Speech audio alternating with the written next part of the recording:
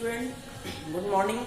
मैं अमित कुमार आज acid based and salt का वीडियो नंबर 2 लेकर आया हूँ। इसके पहले पिछले वाले वीडियो में हम लोग अम्ल के परिभाषा और उसके गुणों के बारे में अध्ययन किए थे। आज हम लोग आगे बात करेंगे कि आखिर किसी भी पदार्थ को हम लोग अम्ल है या नहीं है उसकी कैसे पता करेंगे। तो किसी भी पदार्थ को हमें पहचान करने के लिए लिटमस सूचक होता है, इंडिकेटर्स, और उस इंडिकेटर्स की सहायता से हम किसी पदार्थ को अम्ल और भस्म में पहचान कर सकते हैं। जैसे लिटमस में या litmus, phenolphthalein, methyl orange, pH scale और यूनिवर्सल, ये जो है वह इंडिकेटर्स है, सूचक है। अब इस इंडिकेटर्स पर इतना सारा इंडिकेटर्स है, तो इस इंडिकेटर्स पर हम कोई भी पदार्थ को डालेंगे तो उसका कलर क्या हो। तो अगर लिटमस पर पदार्थ को डाला जाता है, अगर उसका कलर लाल हो जाता है तो हम समझते हैं कि वह पदार्थ अम्ल है, वह पदार्थ अम्ल है। मेथिल फिनाइलफ्थैलीन की बात की जाए, फिनाइलफ्थैलीन पर अगर कोई भी पदार्थ को डाला जाए, अगर वह पदार्थ रंगहीन हो जाए, तो हम समझते हैं कि वह अम्ल है, तीसरा, मेथिल ऑरेंज पर कोई भी पदार्थ को डाला जाए, अगर वह लाल हो जाए तो हमें यह समझना है कि वह पदार्थ अम्ल है। पीएच स्केल की बात की जाए, पीएच स्केल पर कोई भी पदार्थ को डाला जाए तो उसका पीएच मान यदि 7 से कम जाएगा तो हम यह जानते हैं कि वह अम्ल है। यूनिवर्सल की बात की जाए तो यूनिवर्सल पर कोई भी पदार्थ को डाला जाएगा, अगर वह लाल हो जाए तो हमें जानकारी होनी चाहिए कि वह पदार्थ अम्ल है। अब पीएच स्केल 7 से कम होना चाहिए, 7 से जितना कम होगा, यानी 7, 6, 5, 4, 3, 2, जितना कम होगा इधर 5, 6, 5, 4, 3, 2, 1, उतना ही उस पदार्थ की अम्लीयता बढ़ती है, उतना ही उस पदार्थ की अम्लीयता बढ़ती है।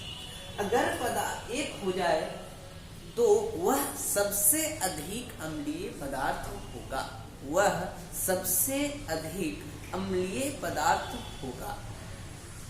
तो जैसे जैसे इधर घटता है वैसे वैसे उसकी सक्रियता, अम्लीयता बढ़ती है। अगर तुलना किया जाए कि एक पदार्थ उसका पीएच मान 6 है और एक पदार्थ का पीएच मान 1 है, तो दोनों पदार्थ में सबसे अधिक अम्लीय कौन होगा? तो सबसे अधिक अम्लीय 1 वाला होगा और सबसे कम अम्लीय होगा 6 वाला। यूनिवर्सल पर हम लोग लाल की बात की जाए, यूनिवर्सल जो लाल कर देता है, क्या होता है इसका भी मिग्योर ट्रिक है। मिग्योर VIBGYOR, मिग्योर।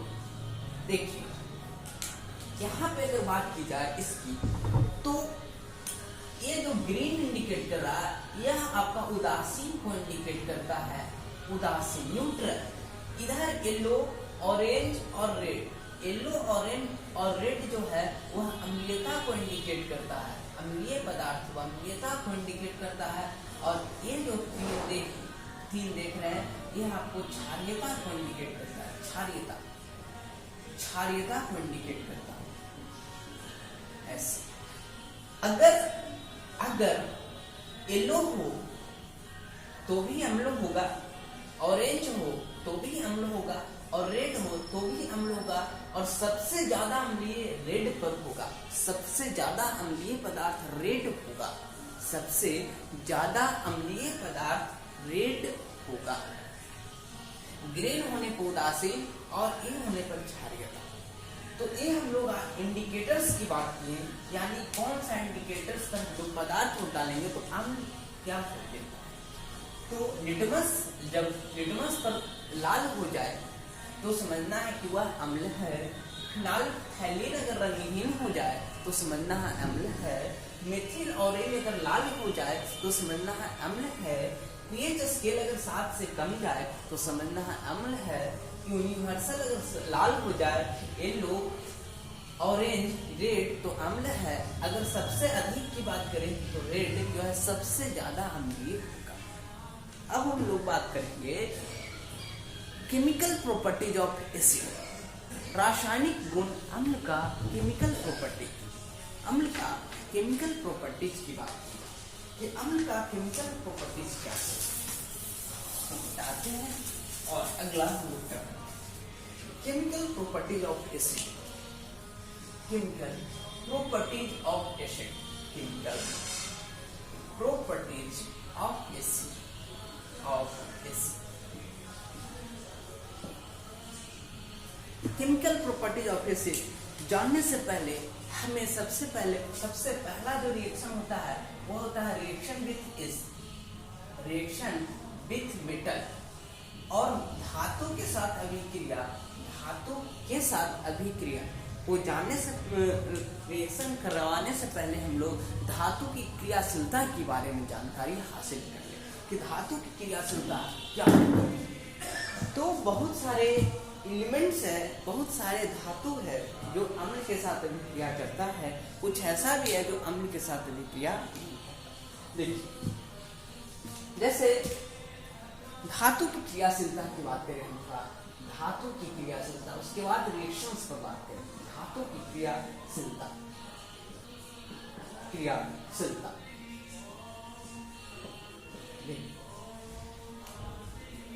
तो धातु की क्रियाशीलता lithium, potassium, barium, scandium, calcium, sodium, magnesium, aluminium, manganese,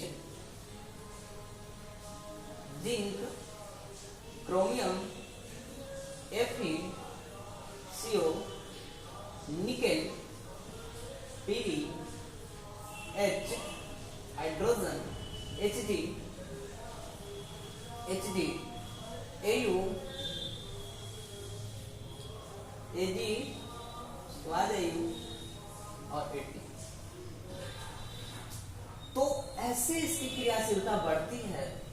देखिए ऐसे इसकी क्रियाशीलता बढ़ती है, यानी घटती है। सबसे अधिक क्रियाशील धातु जो होगा वह लिथियम होगा और सबसे कम क्रियाशील धातु जो होगा वह At होगा, स्टैटिन होगा। देखिए सबसे अधिक क्रियाशील धातु लिथियम और सबसे कम जो है वह आपको स्टैटिन, At। तो यहाँ पर हम बात करेंगे, यहाँ पे जो जितना भी गैस है, जितना भी धातु है वह सब अम्ल के साथ अभिक्रिया कर H2 गैस देता है, H2 गैस देता है। उतना भी धातु है वह सब अम्ल के साथ अभिक्रिया कर H2 देता है। हाइड्रोजन के ऊपर जितना भी है सब H2 देता है। हाइड्रोजन के बाद जो है वह अम्ल के साथ वह अभिक्रिया नहीं करता, वह अम्ल के साथ अभिक्रिया नहीं करता। अब देखिए जैसे हम लोग इसके याद करने का ट्रिक, याद कैसे किया जाएगा तो देखिए याद हम लोग ऐसे करेंगे, इसको लिखवा लिखवा लिखवा सरकाना, लिखवा सरकाना, मग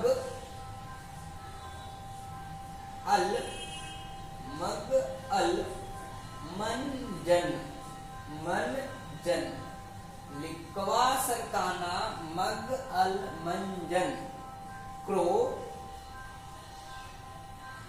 फ्रिको, क्रो फिको, निप निपुब, निपुब।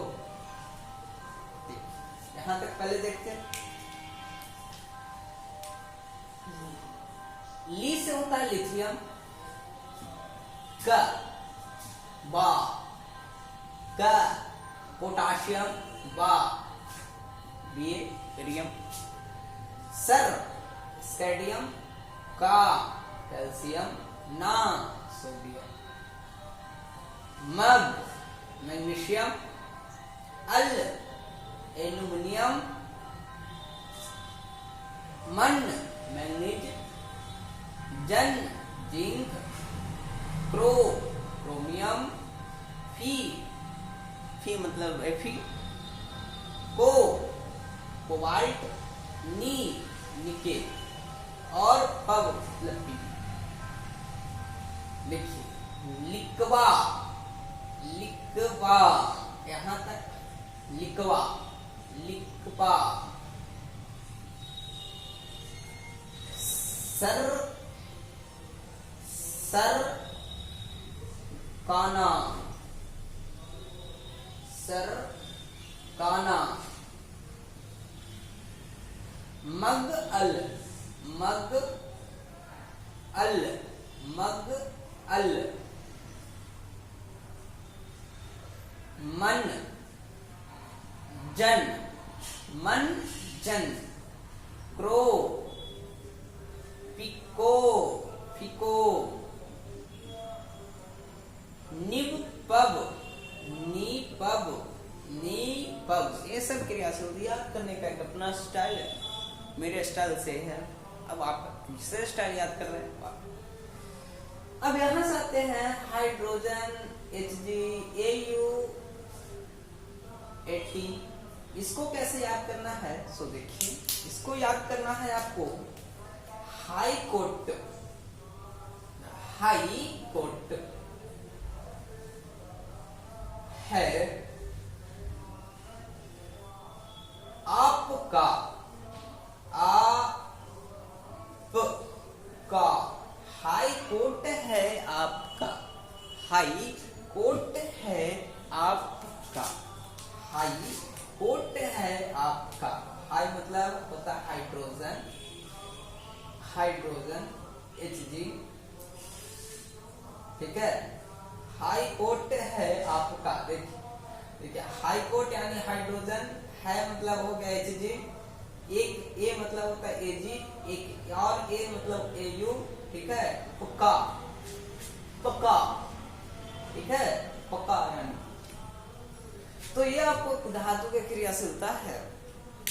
ये सब धातु जो होता है यानी जितना भी हाइड्रोजन से ऊपर आप देख रहे हैं, ये सब अम्ल के साथ अभिक्रिया कर हाइड्रोजन गैस देता है।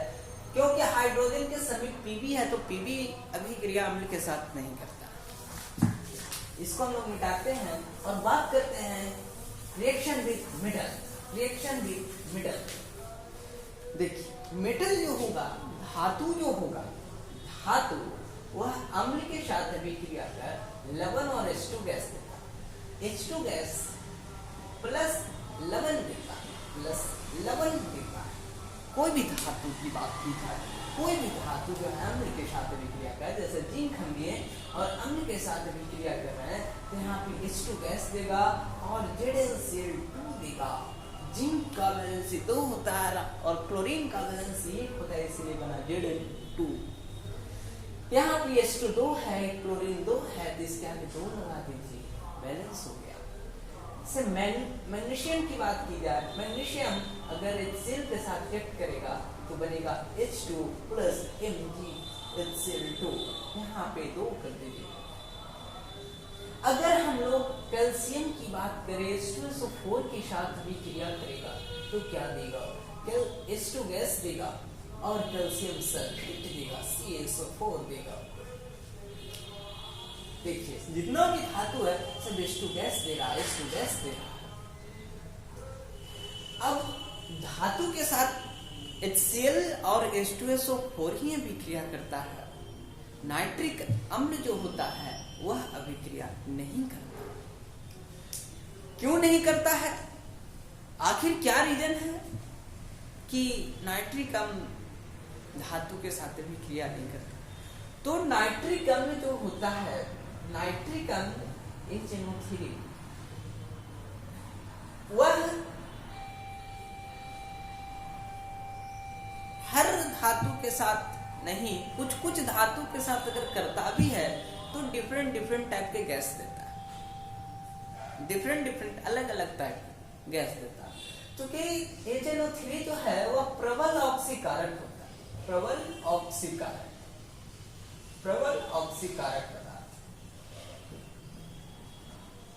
प्रबल ऑक्सीकारक पदार्थ होने के कारण में बहुत कम अभिक्रिया करता है, और ये जितना भी हमने देख रहे हैं सब तनु होना चाहिए।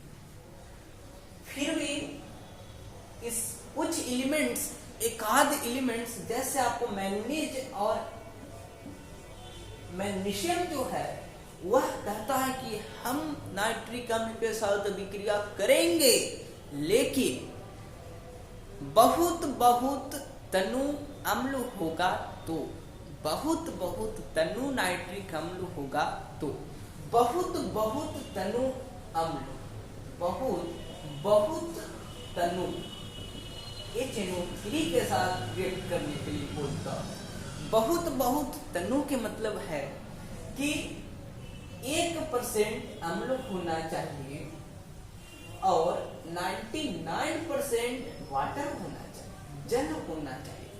1% अम्ल और 99% वाटर होना चाहिए, तब वह होगा बहुत बहुत तनु।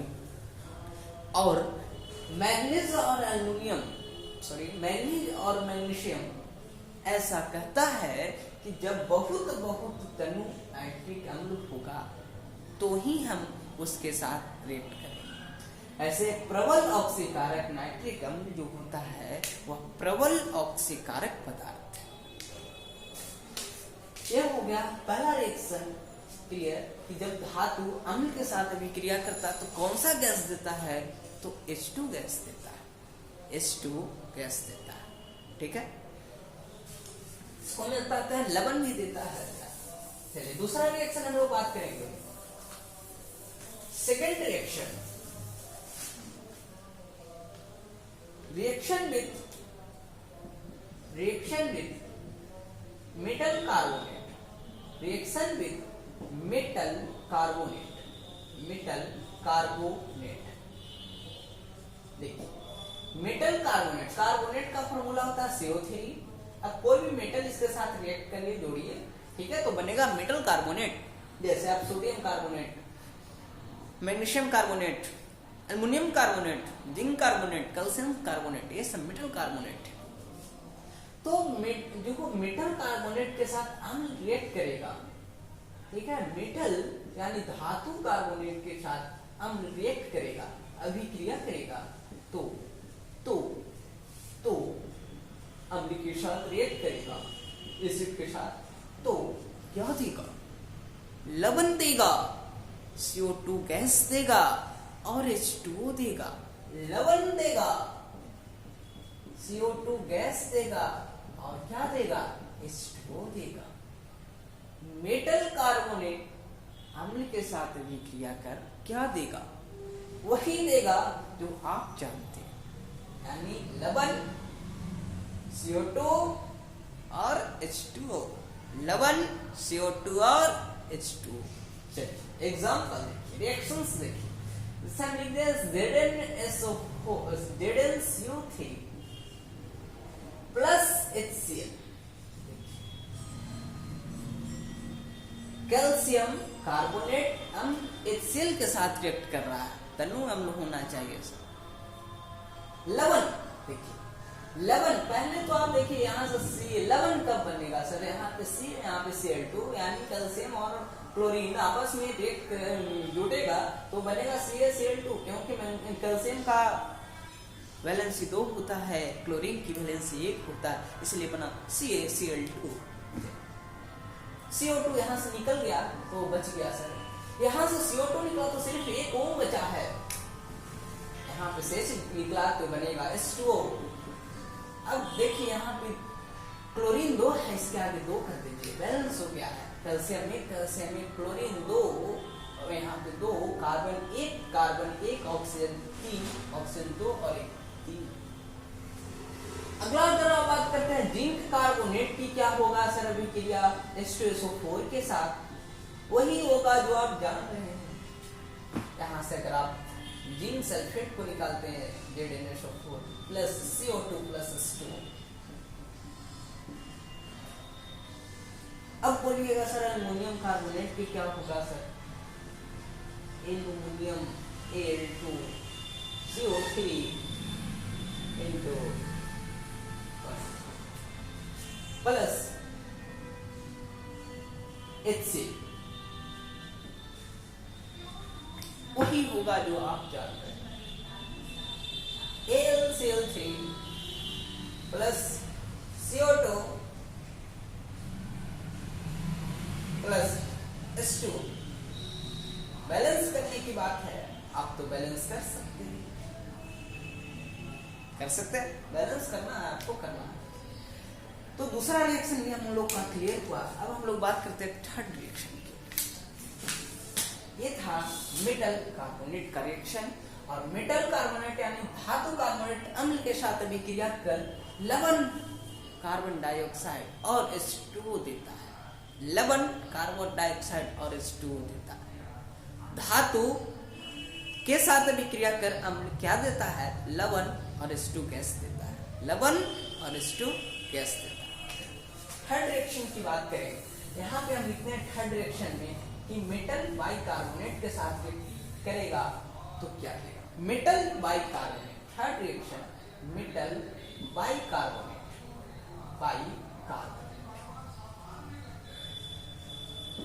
मेटल बाइकार्बोनेट का फॉर्मूला, यानी बाइकार्बोनेट का होता है HCO3, इसमें मेटल को ऐड करिए, यहाँ पे बनेगा H।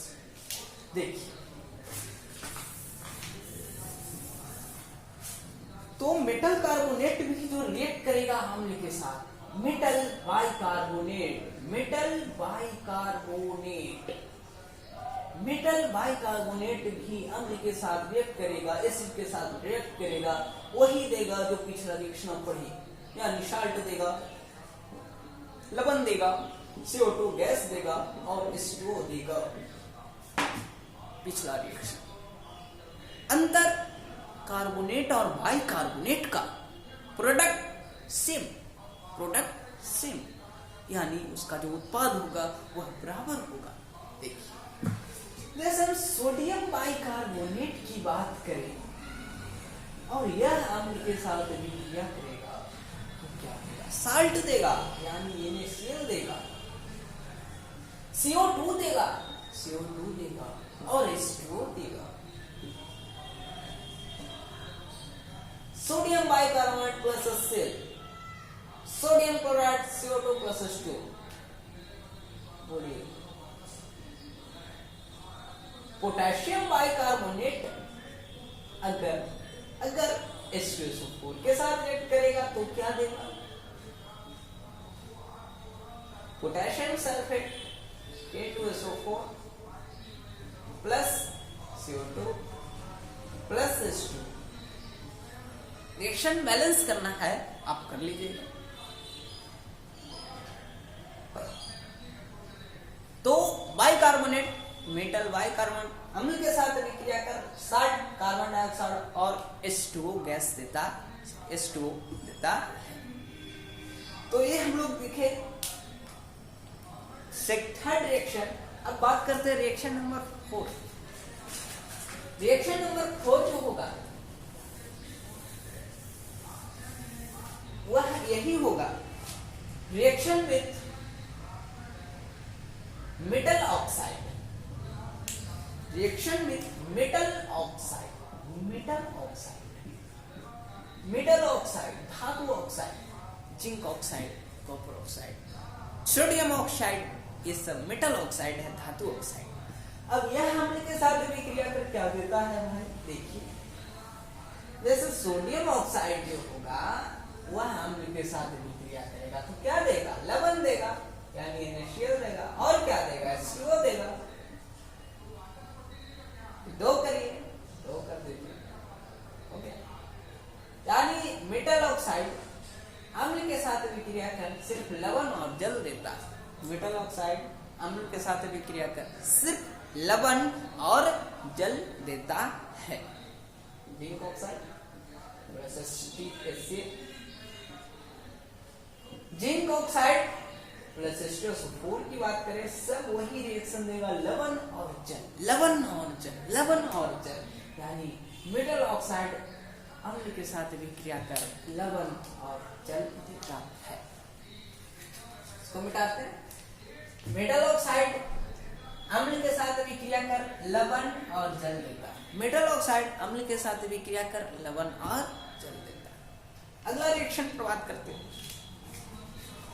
रिएक्शन नंबर 4 जो होगा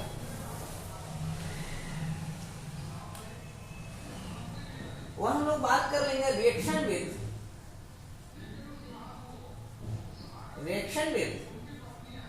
बेस। क्षार के साथ अभिक्रिया कर क्या देगा?